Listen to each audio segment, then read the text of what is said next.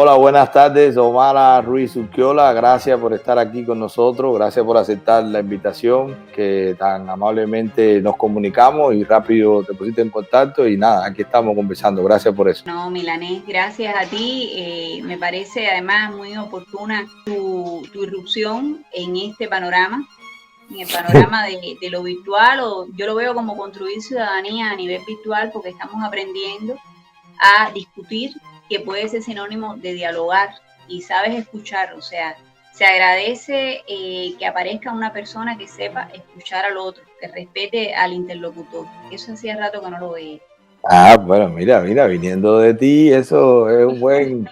Me gustó, me gustó. Muchas gracias. Gracias a ti por. Es algo sano, sin ninguna intención que no sea eso. Conocer un poco más y conversar con la gente que está viendo sus métodos y su trabajo desde su punto de vista. Pero, Omara, el objetivo de la invitación que te hago es precisamente por eso. En la entrevista que tuve con tu hermano, ahí salió a relucir. Él mencionó un suceso que tuviste en el 2017 sobre unos pacientes de VIH, de SIDA. Y ahí se comentaron algunos datos, alguna situación que se tuvo con un medio alternativo, periodístico, y con una periodista independiente. Entonces, la primera pregunta que quisiera sería esa: ¿qué periodista fue y de qué medio estamos hablando y cuál fue el suceso en sí, para que sea de ti misma, que fuiste, bueno, la protagonista en ese momento? A ver, eso fue a la altura de noviembre del año 2017, porque si yo mal no recuerdo, fines de octubre, voy a mi tratamiento oncológico de rutina, que era los miércoles en ese entonces, en la sala de quimioterapia ambulatoria. Y yo estaba coincidiendo ya hacía un tiempo con muchachos. Te digo muchachos porque casi todos los pacientes, menos uno que sí recuerdo que tendría unos 50 y pico de años, entre 58, 62 años más o menos, casi todos los pacientes eran muy jovencitos. Incluso había un muchacho que tenía, creo que eran 19 añitos, una cosa así, pero muchos no rebasaban los 21 años. La mayoría describían que eran de provincia, o sea, estaban transitoriamente en La Habana o no tenían dirección porque, como muchos de ellos decían, se habían infestado por relaciones homosexuales con extranjeros. O sea, ahí se suman muchas cosas. Estos muchachos con los que yo coincidía los miércoles en un número aproximado entre 9 y 11 muchachos, y lo sé porque a ellos los traían algunos que ya no se podían valer, los traían en un transporte desde el Instituto de Medicina Tropical Pedro Curí hasta el oncológico. Incluso en una ocasión se dio un incidente de la mamá de uno de ellos con un camillero que lo maltrató. Ya el muchacho no podía caminar, era muy jovencito, prácticamente un adolescente. Y entonces cuando ellos llegaban, aunque yo hubiese llegado antes, yo tenía que esperar. Y entonces por eso yo los contaba, porque los iban llamando a consulta antes que a mí. Era mi mismo médico, el doctor Braulio Mestre. Entre 9 y 11 pacientes. Y figúrate tú que eso era el miércoles que me tocaba. Yo tengo tratamiento cada 21 días. Eso era todos los miércoles. O sea, 4 miércoles del mes, si estamos viendo que fueran 10 pacientes, serían aproximadamente 40 pacientes de VIH seropositivos, y ya pacientes de SIDA que habían desarrollado sobre todo sarcoma de Kaposi y se atendían en el oncológico. Yo llego a esa consulta, si mal no recuerdo, fines de octubre, miércoles, y me pasan súper rápido. Yo iba preparada para estar muchas horas y me pasan súper rápido. Le pregunto al médico, ¿y los otros pacientes no han llegado? Y él me dice, no, no van a llegar. Y yo le dije, se van a tratar en el IPK. Y él me dijo, no, no se van a tratar en ninguna parte. Por lo que inferí, nos quedamos mirando, inferí, él evidentemente no estaba complacido con esa situación. Como me imagino que los otros médicos tampoco, porque los muchachos quedaban a garete, quedaban totalmente desatendidos y ya tenían, o sea, los síntomas incluso del avance de la enfermedad eran visibles. Muchos de ellos no podían caminar, caminaban con muletas, con dificultad, pérdida de peso, o sea, estaban en una condición física, la mayoría de un deterioro avanzado. Entonces aquella situación yo me senté a esperar a que prepararan mi medicamento y aquella situación a mí me fue cargando. Cuando eso no había internet en los teléfonos, yo lo que tenía era el correo Nauta y me acuerdo que le escribí a 2 amigos. Le escribí a Alejandro Rosales, un amigo que vive en el extranjero, y le escribí a otro amigo que en ese entonces era el único periodista independiente que yo conocía de forma cercana, que es Boris González Arena, porque nos había entrevistado a raíz de la huelga de hambre y de sed que había hecho mi hermano el año anterior, justamente en el oncológico, reclamando un medicamento para mí, para mi tratamiento oncológico. Y entonces después de eso, Boris me hizo una entrevista, ya yo lo conocía de antes de Lisa, porque habíamos integrado los dos parte del claustro de Lisa, y ya era mi amigo. Entonces yo le escribí a Boris, pero Boris estaba en Alemania para que cubriera, y evidentemente él no podía hacer nada, y todo quedó ahí. Pasan los días, y el 23 de noviembre, jueves 23 de noviembre, me llama aquí al teléfono fijo de la casa Luzbeli Escobar, del medio 14 y medio, del periódico independiente 14 y medio.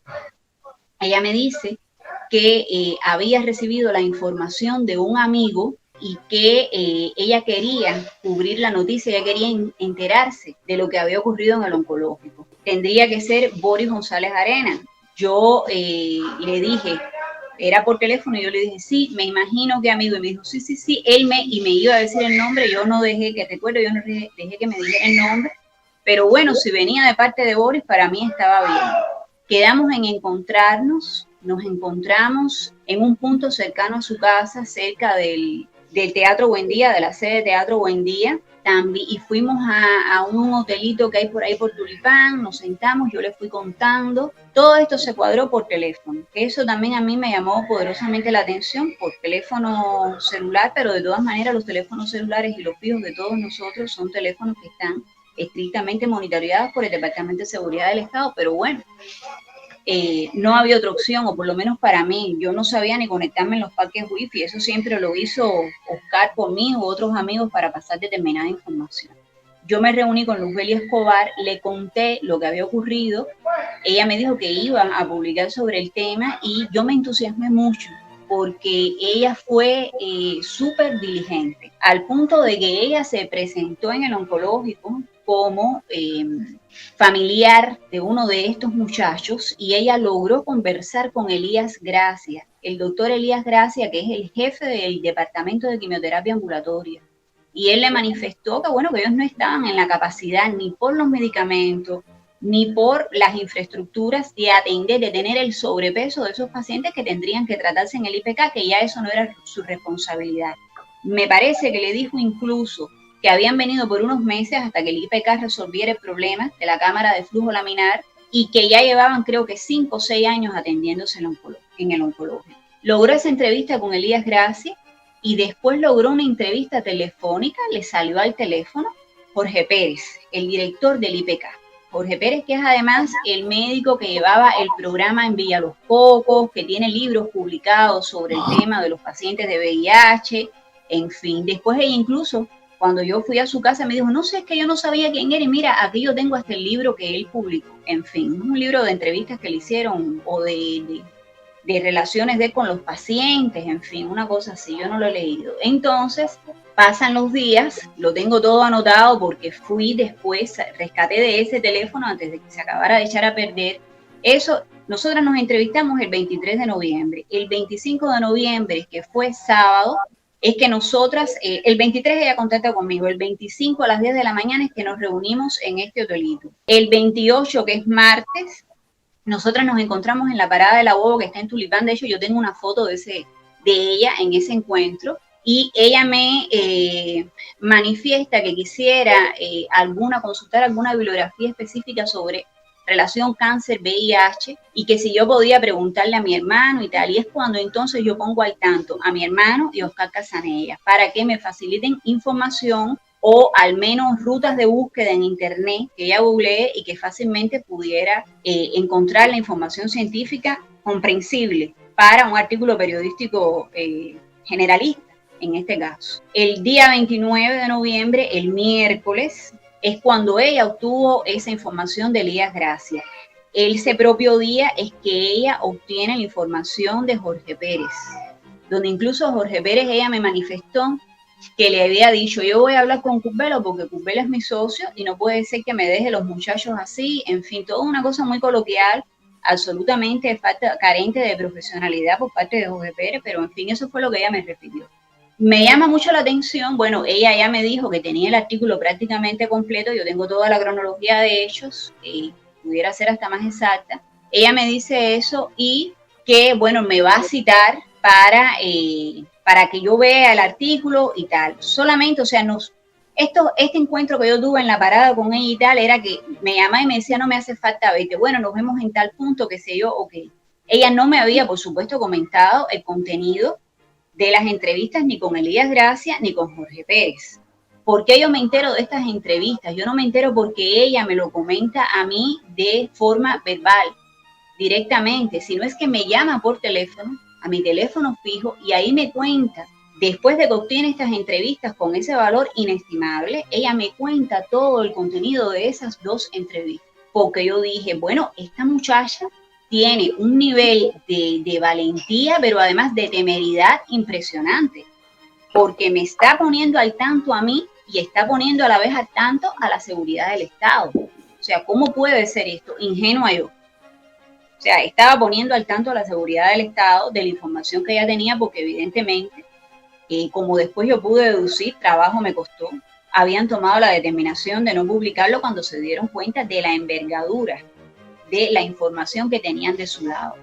Milanés, pasaron los días y pasaron los meses.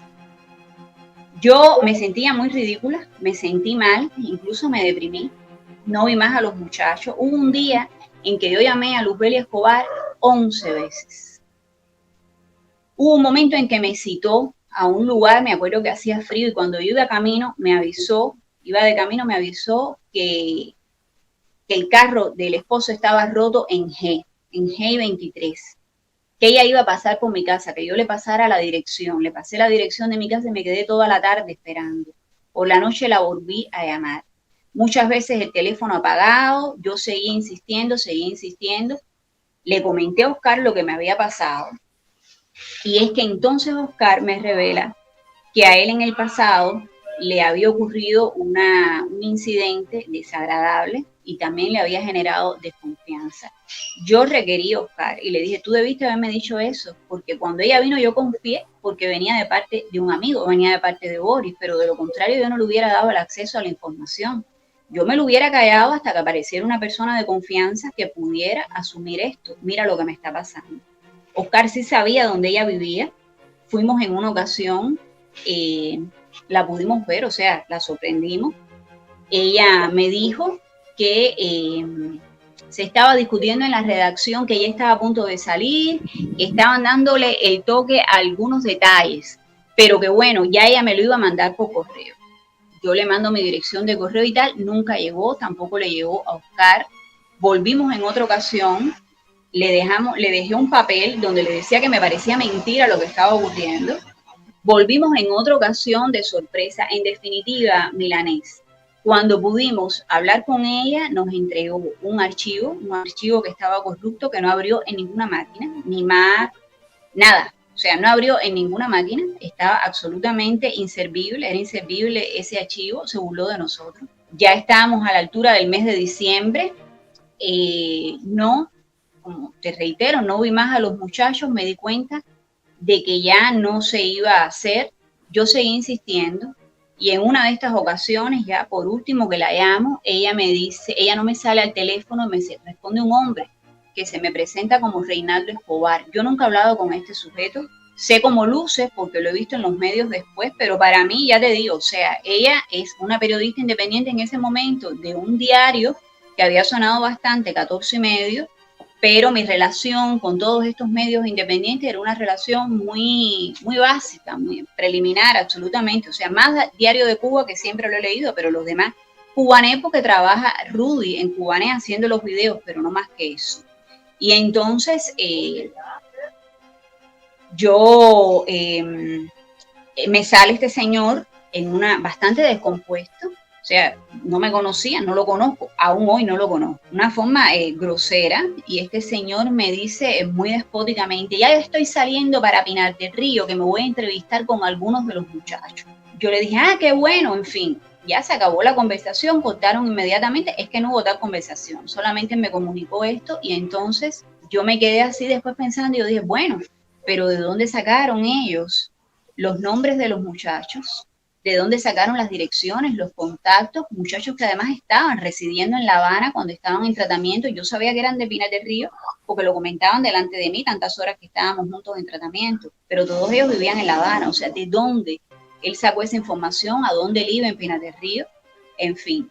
Después me entero de que lo que ellos habían circulado era que no habían publicado la entrevista porque no tenían testimonio de los muchachos. Siempre Luz Escobar supo que no iba a haber testimonio de los muchachos porque estaban poniendo a los muchachos en riesgo ante tanto miedo, demasiadas cosas. Y ella tenía la clave, las entrevistas del médico responsable por el INOR y el responsable médico máximo de todos ellos por el IPK, el Instituto de Medicina Tropical. Ya nos dimos cuenta que se habían burlado de nosotros. Mi hermano me dijo que había que hacer una carta abierta, que era lo mejor, y ventilar, como es él, ventilar la situación abiertamente y que se supiera. En ese momento, Milanés, yo hice lo que Oscar había hecho antes con la propia Luzbeli. Yo pensé en que es tremendo echar la duda a correr sobre un medio independiente. Ya tenemos un enemigo tan poderoso en contra, que es la seguridad del Estado. Estamos además en medio de una batalla contra un enemigo que ha logrado durante 61 años prevalecer. O sea, no es un enemigo a subestimar. Y yo no quise hacerlo. O sea, la carta está lista y la carta nunca se envió, porque yo no quise hacerlo. Oscar y mi hermano sí querían, pero yo determiné no hacerlo. Lo que la vida es tremenda. Mi hermano tiene VIH. Entonces, Oscar ha echado en Facebook la noticia a correr, ha dado las explicaciones de la información que él posee. Ha existido quien se ha puesto bravo porque se ha mencionado su nombre. Y yo menciono las cosas tal cual fueron. Incluso yo en un momento determinado recuerdo que estando Boris en Alemania, ante toda esta situación, lo interpelé y le dije algo como, ¿cómo es posible que tú me hayas mandado a esta mujer? Y Boris me respondió, cuando yo llegué a La Habana hablamos. Cuando Boris vino, Boris me dijo, yo no sé de qué tú me estás hablando. Y es verdad que Boris no sabía de qué, y yo le estaba hablando porque en ningún momento él le dijo a ella, ve a ver Omara. O sea, ella leyó la noticia en las redes, no sé de qué manera, eso llegó a las redes, no sé si Alejandro lo publicó, lo que sea, y ella me llama y me dice que viene de parte de un amigo. Y yo infiero que es de parte de Boris, o ella me lo dijo. Ya yo esa parte sí que no la recuerdo bien, pero yo le di entrada porque venía de parte de un amigo.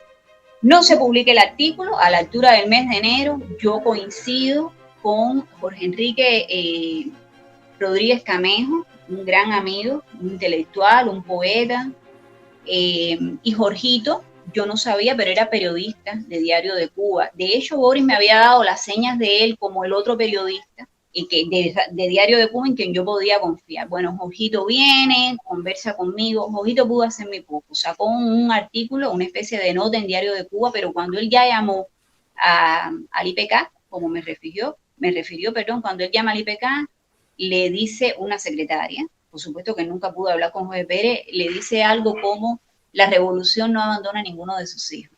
O sea, ya estaban sobre aviso. Se había perdido toda esa información. Nosotros nunca tuvimos copia de las entrevistas, ni con Elías Gracia, ni con Jorge Pérez. Yo se las pedí, Oscar se las pidió, ni me acuerdo la justificación que Luzbeli nos dio, y eso fue todo. O sea, la información no se publicó. Creo que yo en una ocasión vi a uno de estos muchachos, me pareció que vi a uno de estos muchachos por las lesiones en la piel, creo, pero los demás yo más nunca los vi. O sea, ellos se dejaron de tratar, no se trataron en más ningún otro lugar, y eso fue lo que pasó, Milanes. Primero, para ir acotando, estamos hablando que algo que estuviste 2 o 3 meses hasta tener un resultado final que fue solo devolverte, o sea, devolverte o darte, no devolverte, darte una memoria suponiendo tú que en esa memoria estaba toda la información, pero durante ese tiempo nunca se te dijo no se va a publicar, ve viendo otro medio, nosotros no está nuestra línea editorial, entendemos que esto no tiene suficiente elemento. O sea, el resultado fue 3 meses tú detrás de ellos viendo cómo molesta, intentando, llamando por teléfono, faltándote varias veces a citas, tú ibas a los lugares, no aparecían. O sea, una actitud completamente irresponsable. Y luego, ante mucha insistencia, pues hubo una llamada o te contestó otra persona que no era Luzbeli, que tú nos dices que era Reinaldo Escobar, y esta persona te dice que lo que va es a comprobar a esa altura, después de tanto tiempo, con unos pacientes, que precisamente de lo que se trata la noticia es de lo delicado del estado de salud de estos pacientes y de que estabas dejando de verlos. O sea, ¿cómo van a ubicar unos pacientes que la noticia es que ya no están? Yo estructurando lo que tú me estás diciendo, ¿no? O sea, para buscar una lógica a por qué tanto tiempo, y porque ahí vendría entonces esta pregunta que yo te hago.